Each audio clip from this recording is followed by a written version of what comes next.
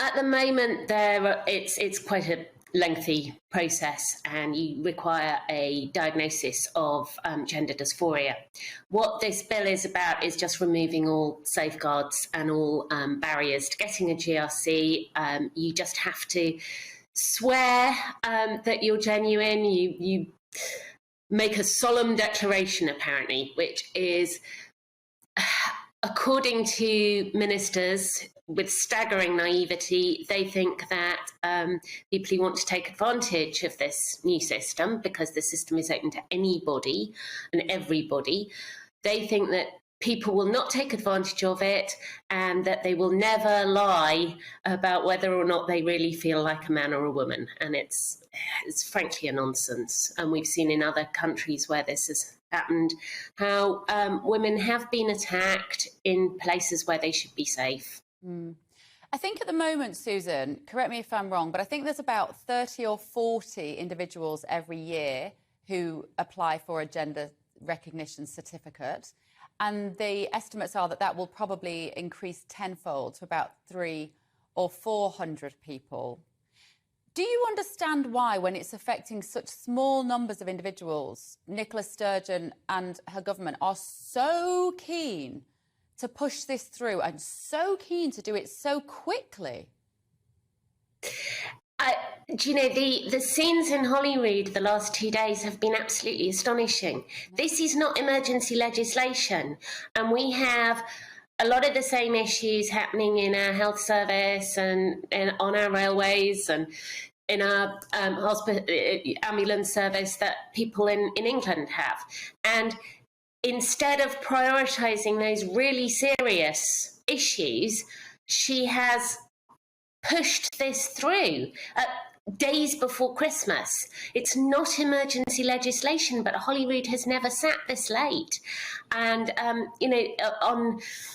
on the night before last, the lights went out because they automatically went out at 12 o'clock. And so it's been absolutely extraordinary to watch. Holyrood claimed when they were set up they were going to do things differently, they were going to be family friendly, they weren't going to have late night debates, and all that has been jettisoned for a piece of legislation that is not emergency legislation. It's quite astonishing. So the Scottish Government insists that trans rights are not in competition with women's rights. That's what they say. They say the proposals will be a significant step forward in creating a more equal Scotland where trans people feel valued, included and empowered. How do you respond to that? I think what we've seen is that a lot of women now feel very second class. They have created a hierarchy of people in Scotland, and women are quite a way down that list.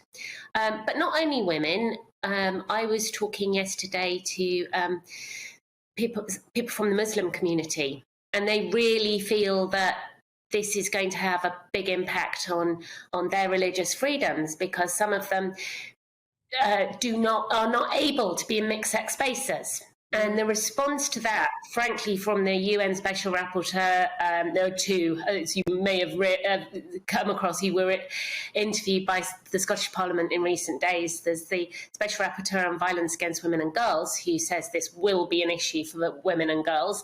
And then the other one, funnily enough, the man, who basically said that if religious groups have a problem with this, they shouldn't, because trans women are actual women, which is a completely circular, nonsensical argument. And unless we have a foundation and understanding that you cannot change sex and that people's sex is real and it matters in certain situations, it's impossible to argue with people.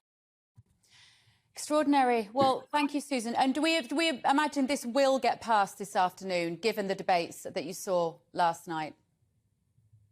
Yeah, I mean, barring a Christmas miracle, which would involve actually probably some of the Labour Party finding their spines, because many of them know this is very, very wrong.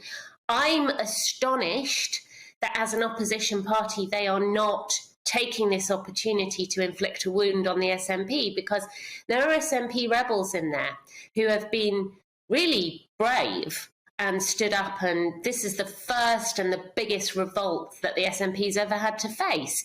Yeah. I think there are more in the SNP who probably should be and could be saying something, because we believe there is not a majority in favour of this in the Parliament, but it's going to pass, and that is shocking.